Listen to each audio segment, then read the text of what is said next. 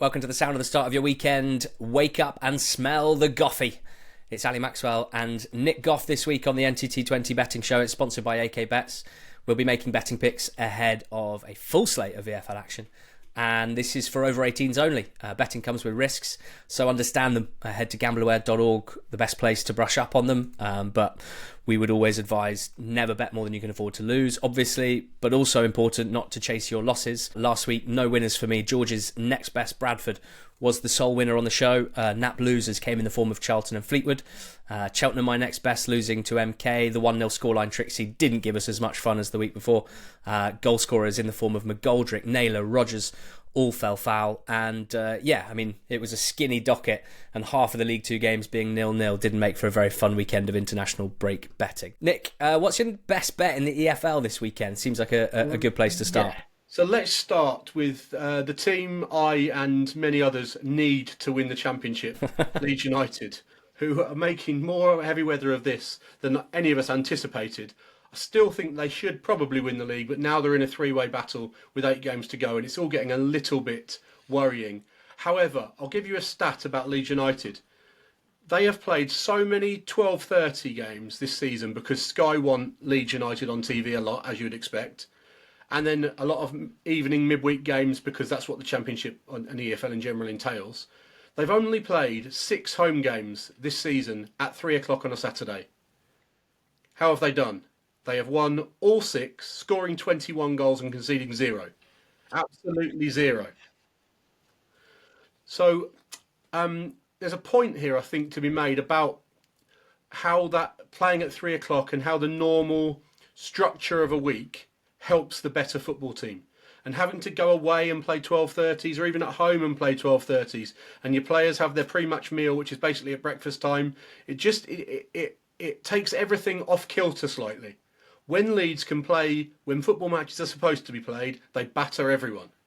We've got this. It might only be a sample of 6, but it's a good enough sample for me to be sure that they're playing against a Swansea side here who have scored 1 goal in the last 4 games. They've lost to 0 to Burnley and to Watford in their last 2. They can rightly describe themselves, should they wish to, and they wouldn't, but they are one of the first teams who can be on the beach. There's probably 6 teams across the EFL now who definitely aren't going up or into the playoffs or going down. Not quite more than that with 8 games to go, but they'd be one of them, Swansea. And an away game at Leeds, 3 o'clock on a Saturday. No, sir, not for Leeds. not for Swansea, I don't think. Leeds to win to 0 at 4-5. They've done it in every 3 o'clock home game this season, including the last one, which was 7-0 against Cardiff. Winter nil winter continues despite bright blue sunshine out the window here. I'm going to Cardiff and I'm taking them on. So we're anti-Swans, we're anti-Cardiff, we're keeping everyone happy in South Wales this weekend, or perhaps the opposite. I'm backing Sheffield Wednesday to beat them at 6-4, and this logic stems from a kind of a good 4 or 5 week period on the Monday pod of talking about Sheffield Wednesday. And I think essentially, if I believe what I've said half a dozen times recently, then I have to back this at 6-4. And what I've said is, on the one hand, I think this is a Wednesday team playing really well recently, despite quite a lot of defeats in their last 8 games, all of them against the top 5 teams in the division. They've also won a couple of away games in their last few. According to Ben Griffiths' Football Match Report site, which has an incredible array of data and visualizations for all 3 EFL divisions, including like match-by-match tables with loads and loads of data points for every team, so you can really dig deep into lots of different parts of the game. Using that site, I can see that Sheffield Wednesday have only lost the XG battle in one of their last 11, and that was the Sunderland game, which was a fairly tight affair on a Friday night. I think that's a really good reflection on them, particularly given the fixtures that they've played, particularly how they've played against some of the league's top teams. We also know that they are more than comfortable playing away from home this season, sometimes more comfortable, to be honest. 9 away wins for Wednesday and only 5 at Hillsborough. I think I'm right in saying only 2 teams have won more away games, and maybe only 1 or 2 have won fewer games at home. And then finally, perhaps strongest of all, clearly have shown themselves to be superior to the worst teams in the league every time they've played them this season. Against bottom 8 teams 8 wins from 11 this season against this group. They're away at Cardiff, who I kind of think game to game are quite tough to predict. They chuck in a good one, like 1 in 3, 1 in 4. But ultimately, they're not a home team that terrify you if you're backing the away side. Third worst home record in the Championship this season. They've lost more than they've won. Did win last time out at Blackburn. Impressive result on paper, but Blackburn's form is horrendous. And the last 5 games Cardiff have won, they followed up with a draw or a defeat. So not a team that tends to string together multiple good performances and victories in a row. More misses than hits, I'd say, Cardiff this season. So happy to get against them with a Wednesday team I'm broadly getting behind at the moment. Sheffield Wednesday to beat Cardiff, my nap at 6-4. We've got a double NB, Nick, which is pleasing for me anyway, in a game that I'm absolutely frothing at the mouth to watch on Friday night.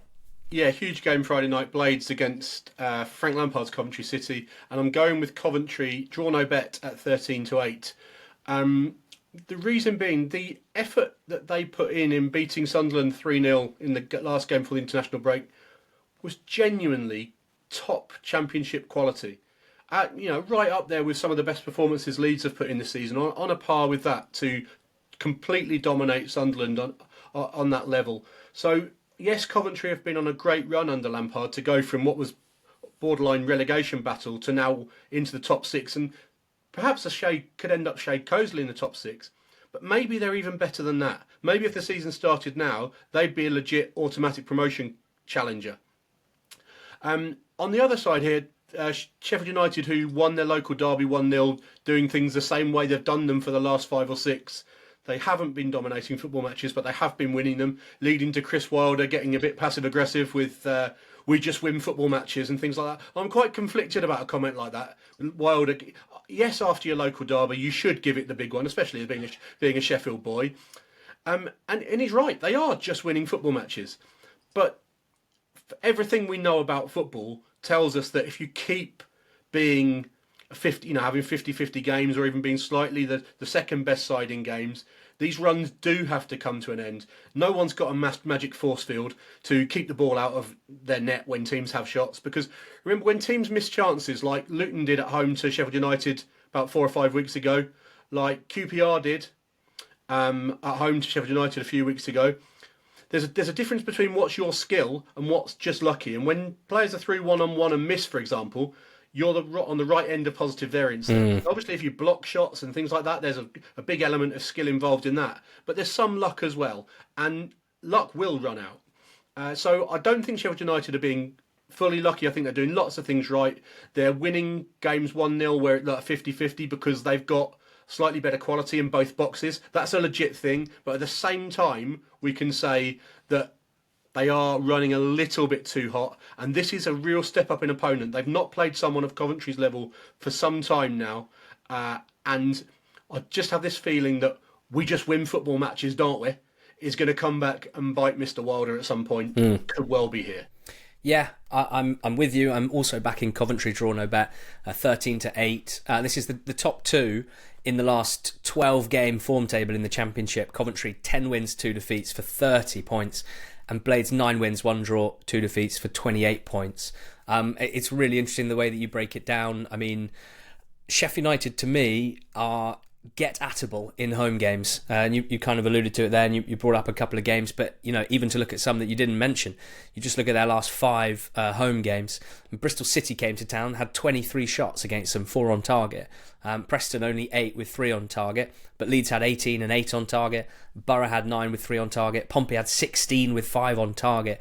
And given the attacking quality of Coventry, both as a team at the moment, but also on an individual level, I think I really feel like we can rely, not necessarily on Coventry dominating this football match by any means, but a game where both teams will have spells, and I'm confident Coventry will have opportunities to get shots off. And yes, Sheffield United have a Superman in goal with Michael Cooper, but you can't legislate for quality finishing, for example. And in Hadji Wright at the moment, Coventry have one of the best finishes in the league. So many other attacking players that can feasibly perform and be match winners, whether it's Sims when he's on it, Sakamoto, Mason Clark, all that sort of stuff. So yeah, I'm not expecting Coventry domination by any means, but at the prices, as the game's been priced up, I see them as much more evenly matched than maybe the prices suggest. So to take the draw out and get 13-8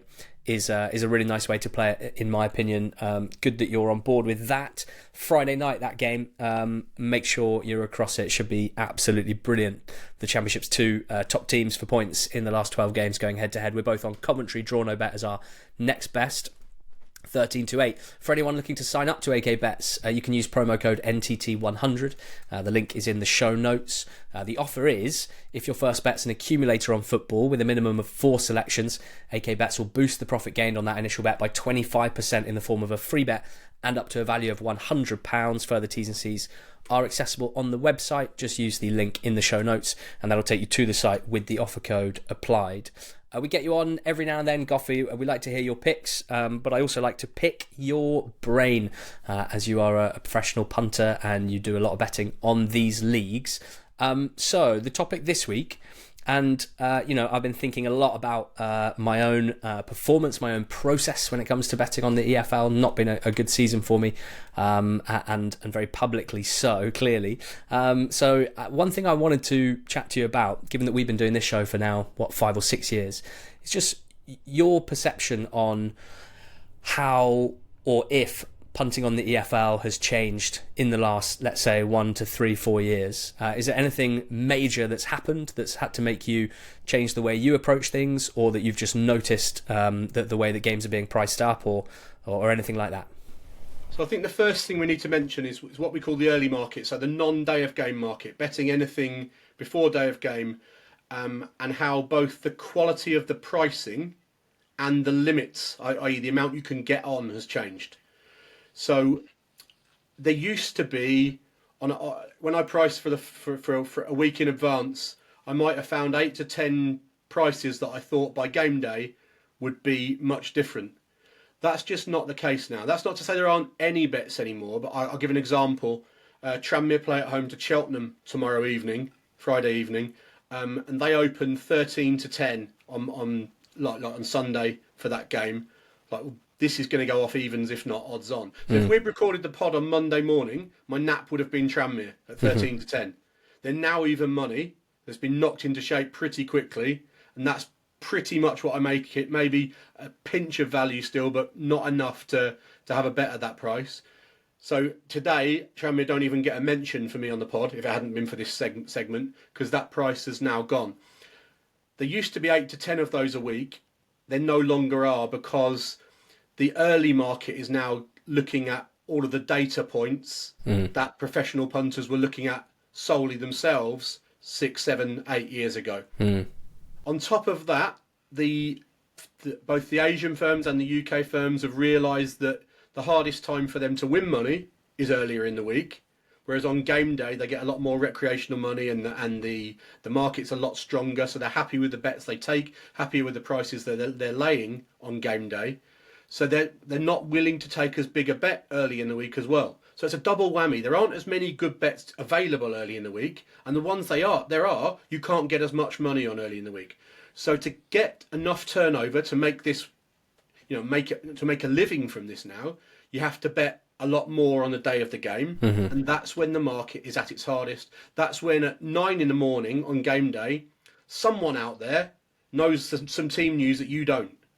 Because a player might have been told the 11, and that gets through to a few people, but it doesn't get back to you. So you're not even playing in a level playing field on game day morning from about 9 to 2. You've got to be very careful that someone hasn't got more information than you've got. It's hard enough to win at this game as it is, without playing at times when someone knows more than you do. So yes, so the data is being used to, I want to say overkill, but it's maximum level now, it feels. And if you want to get an edge or a handle on the market using data, you need to be using it in a way that others aren't. So you've got to use your data more smartly. Take the raw data and do something perhaps unique with it.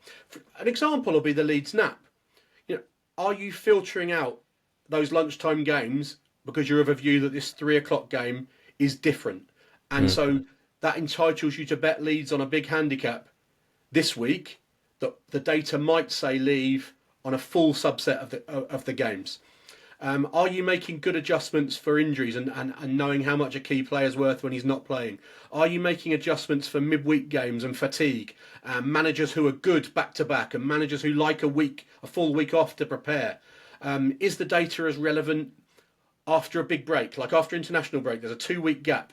Is what happened 2 weeks ago, in the last game, as relevant as it would have been if they played Tuesday, Saturday, and it's much closer? We have a case study of this weekend. Barrow play at home to Chesterfield. Barrow have just had in the last 7 days 2 back-to-back away trips to Wimbledon and Port Vale.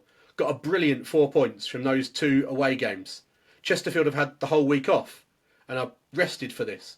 So are Barrow an upgrade because they're buoyant, having got 2 brilliant results, or are they a downgrade for tired legs? They've played 2 big away games, long journeys. Everywhere's a long journey for Barrow. 2 long journeys and 2 90 minutes against a team that have had a full week off. And Chesterfield are in real last chance saloon here. It's win or bust for their playoff chances. So their season's on the line. So how do you adjust for those 2 things? Barrow, whose season pretty much is over, they're one of those teams we talked about like Swansea, who could now coast towards the end of the season if they wanted to. They blatantly aren't, because they've just gone to 2 teams in a promotion battle and taken 4 points. Whereas Chesterfield, who it's shit or bust for want of a better expression for them this week. So how do you make your adjustments outside of the data, the pure and data? Do you see a game like that as you've identified it, as you've explained it? Do you see a game like that as an opportunity because you think there's kind of more variables at play that the prices are going to be find it difficult to be absolutely spot on compared to some other games where there's more knowns? And if so, how do you decide what you think is important? How do you decide? You have to take a view of what's important and what isn't important. And do you base that on? Is that instinct? Is that experience? Is that is there models for that?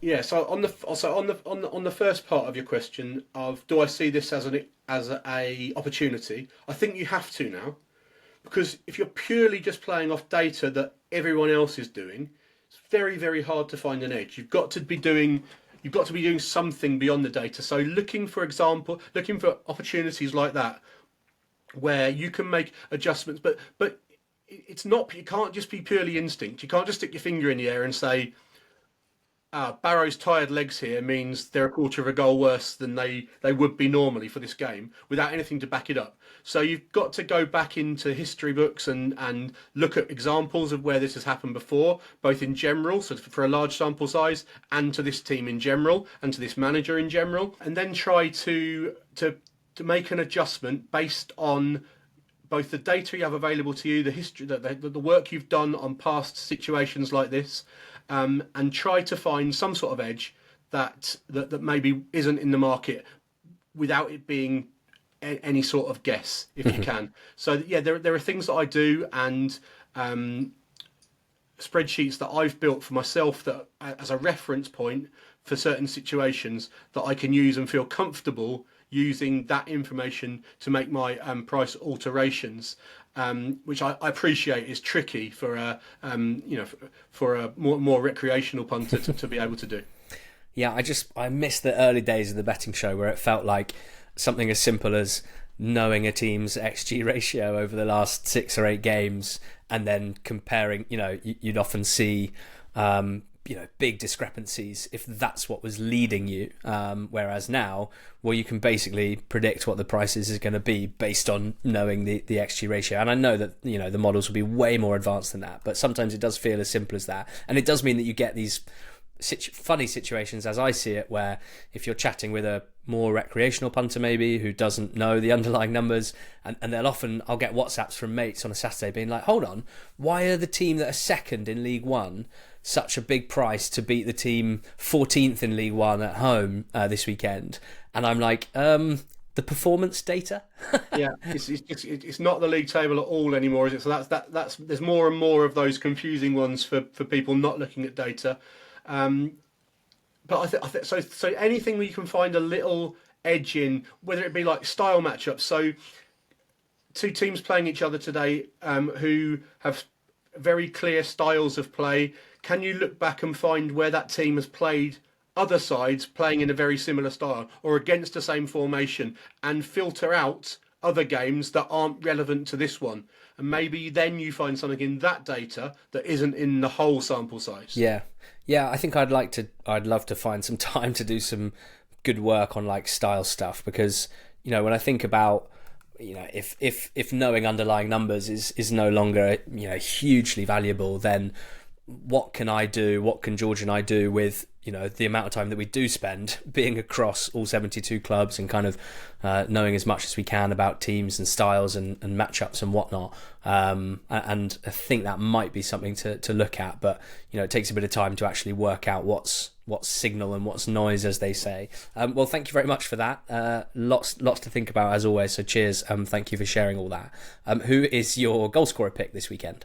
So goal scorers, I don't want to come across as too much of a one-trick pony, but I had some success with Bromley when I was on the show over the Christmas period.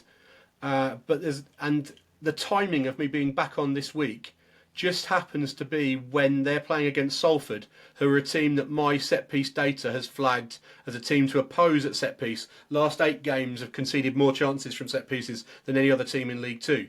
They go to Bromley this week. We did well with Omar Shomi about 8-10 weeks ago. But there's a twist here because he's been dropped and he's been replaced by a 6'5" centre-back who they signed from Charlton Athletic, going by the name of Deji Elaroe, who I must confess hasn't been on my radar, not someone I know too much about. But he's starting now every game, seemingly, ahead of Shomi. Even bigger lad. Had a couple of headed up at half chances so far. And he's 14-1 to score any time, which is not the sort of price that Shomi would be anymore, because he's blown his cover by scoring goals. But this guy's in instead of him and is coming up for every corner alongside him. So I want to do the same as I did before, half a point on him and his centre-back partner, Byron Webster, who's got a couple this season already. They're a team who obviously work on set pieces and score a good percentage of their goals that way. And it's been something that's really helped them stay in the league, and not just stay in the league, but they've been in the top half of the league. So both at 14-1, half a point each against a team whose numbers suggest they aren't great at set piece defending. Yeah, very nice. Great to have you back. Great to have the Bromley boys trotting up for any set piece within about 80 yards of goal. That's what we like. I'm also in League Two for my goal scorer. I'm going with Jordan Gibson of Donny. They're playing Carlisle this weekend. AK Bet's offering 7-2, 4.5 the decimal for Jordan Gibson anytime. He's someone that takes a lot of shots off the left wing. Right footer cutting in, has an absolute green light. And we can see that in some of his last games. Last time out he actually got hooked at half time, didn't have a shot. Before that, 5 shots, 3 on target. Before that, 4 shots, 2 on target. Before that, 6 shots, 1 on target. Then 3, 1, 2 in the games before that. Now, I noticed looking on socials this morning, he's not flavour of the month right now with Donny fans, because for all those shots he's not actually scored, and because they've had a couple of poor results recently, and obviously you're always looking for fingers to point, and a lot of them have landed on Gibson. He was also taken off at half time, as I mentioned. It was Ironside that came on for him. I think McCann's got this interesting situation at the moment. He's quite active when things aren't going for his team. But I think deep down McCann wants to play 2 wide forwards and 1 up top. He's got Ironside and Sharp sitting on the bench with Rob Street starting at the moment. So he's got a bit of a twitchy trigger finger when it comes to making changes if his team aren't playing well. But taking Gibson off for Ironside just completely changes the formation and therefore the way the team are going to play. And it's a team that probably at their best this season have been at their best because of the threat of Molineux off the right, sure, but also Gibson off the left as well. So 2 weeks really for Grant McCann to decide whether he wants to drop Gibson after clearly being unhappy with his first half performance. I obviously hope that he doesn't. I also would be surprised if he does, because I think he really likes playing with 2 wide players. I don't think he'd want to go 3-5-2 against this Carlisle side at home. Essentially changing the way that the team plays in order to get 2 up top. It doesn't bring the best out of Molineux, who might be the player of the season in League Two this season. So I'm hopeful, as you can tell, that Gibson will start. He's a classic League Two winger. He can look so dangerous. He can look so good on his day, but it doesn't happen consistently enough. That is the case for most League Two wingers. And maybe just a little bit of extra motivation for him here if he does start against his old club, Carlisle. They had a big effort in midweek against MK Dons. 2-2 draw, didn't get the win, really went for it at the end. And I'm thinking that Donny, who had midweek off, should really come flying out at them here, stick it on them. The right back Davies looked wobbly, particularly for MK Dons' second goal, and that's who Gibson will be 1v1 up against. So Jordan Gibson to come good and score at 7-2 with AK Bets is my goal scorer. And your long shot, please. Yes, my long shot is Portsmouth to win and both teams to score at 4-1 at home to Blackburn Rovers. Blackburn have just played 3 of the relegation battlers in a row. They lost all 3 of those games, and in 2 of the 3 they scored. So in 2 of the last 3 games against relegation battlers, this bet would have won. It was 1-0 away to Stoke, but the other 2 they lost 2-1. One was at home to Cardiff, and the other was away to Hull or someone, maybe. Can't remember now. But Blackburn just looked gone to me. The manager change, it looks to me like Ishmael's going to need a summer, because we talk about styles of play earlier. Well, maybe his is very different to what John Eustace's was, and it was very hard for him to go in and hit the ground running, especially with a team that had probably been overachieving a bit anyway. So when we talk about how Frank Lampard went into the right job at the right time with a team that were begging to be revitalised and just had the ability to shoot up the league anyway, maybe Ishmael's gone into Blackburn at just the wrong time with a team that were likely to regress anyway, and then having to try and implement his own style on something that was overachieving, that was working for Eustace. It's not good. They're not going to make the playoffs from here, I don't think. They're 5 points off 6 now. They're just not good enough to make this work. And they go to Portsmouth, who we know are good at home. That's a more than a cliche. They just are good down there, aren't they? They looked like they were safe until all of a sudden all the teams at the bottom started winning. And what we thought sort of 43 to 44 points would be enough to stay up, and they've got 42 already, now looks like you might need 48 or 49. So they need 6 or 7 points from somewhere, and where else are they going to get them but Fratton Park probably? And this is the sort of game they're really going to target as one that they'll feel they can win, and the place will be rocking tomorrow, and they can get 3 of those 6 points that they need this season to stay up in this game probably. The win and both to score, copped in their recent home games against Cardiff and QPR last month, and the month before that in January, Stoke and Middlesbrough the same thing. So 4 of their last 8 home games, this bet has won, and it's a 4-1 shot, and it looks right here. So I think 4-1's got to be value in this spot. Yeah, I'm going Walsall Wimbledon, no goal scorer, 15-2. So you can back this on the special section of the football part of the AK Bets website. They've agreed to match the top price for the 0-0 with no goal scorer, which gives us that incredibly unlikely scenario where it could be 1-0 or more with own goals, and this would still be a winner. And the theory here is that this is, in my eyes, must not lose for both Walsall and Wimbledon.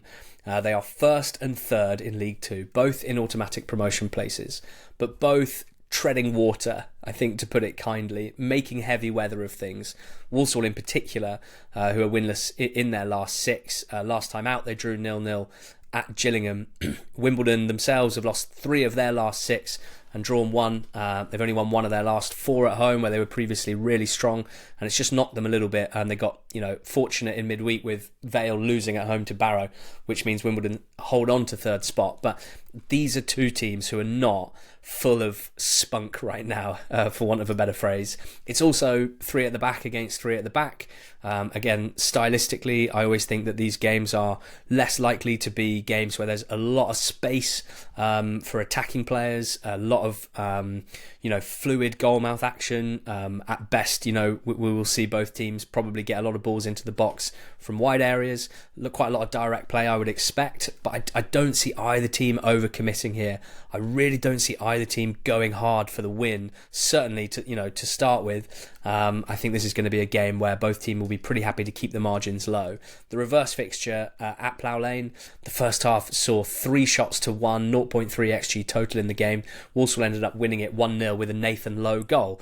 Remember that? When Walsall were winning games with Nathan Lowe goals, when they were keeping clean sheets and keeping it tight, and he was the difference. Football, hadn't they? They solved football, some said. So he's not there anymore, and we're seeing some impact on that front. Wimbledon have already had 4 0-0 away games this season. I think generally their strategy is to keep their away games as tight as possible, generally be happy with a draw and then win their home games, and it's worked for them up to this point until about a month ago. They have failed to score in half of their 18 away games, and 50% of their away games have gone under 1.5 goals. Now, Walsall have only failed to score in one home game, but it was recently against Swindon, and they are finding it more difficult to score.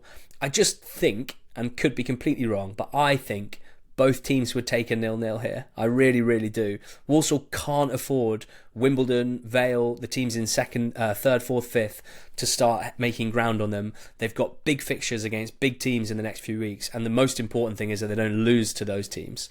And for Wimbledon, it's an away game against top of the table. You're not going to get ideas above your station, I don't think, particularly when you're not an away side that looks to really go gung-ho anyway. So I really like this at 15-2, the no goal scorer price, as offered by AK Bets, which you can back on the special section of their website.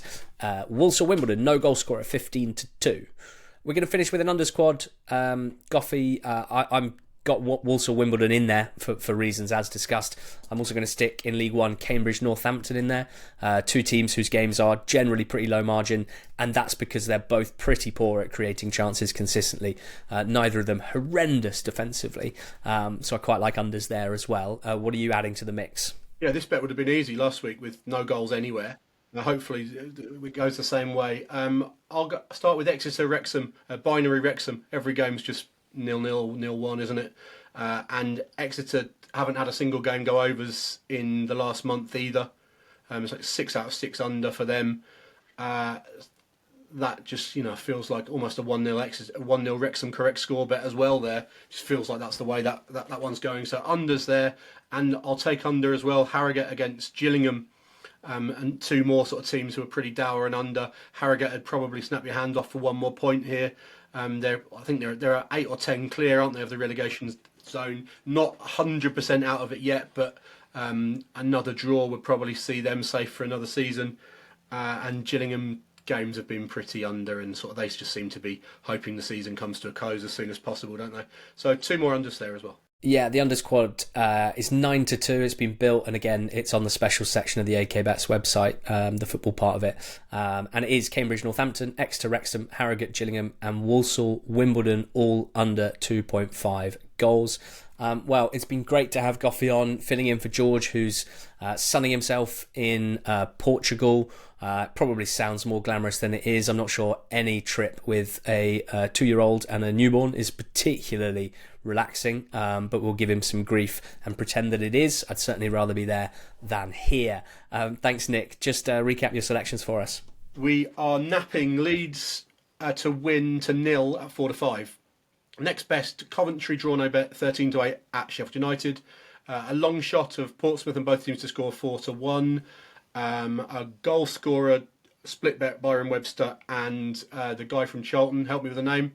Dejiela Railway. Yeah, half a point each, 14-1, and the 2 in the unders that you just mentioned. Sheffield Wednesday 6-4, my nap. Next best, Coventry draw no bet 13-8. Friday night Claxon. My goal scorer is Jordan Gibson, 7-2 for Donny against Carlisle, and my long shot Walsall Wimbledon no goal scorer 15-2. The under squad Cambridge Northampton, Exeter Wrexham, Harrogate Gills, and Walsall Wimbledon at 9-2.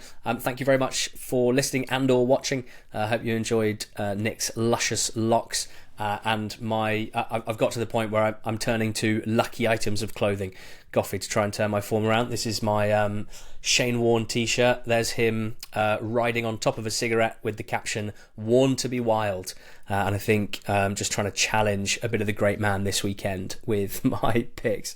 Thank you very much to AK Bets for sponsoring the show, and go very, very well.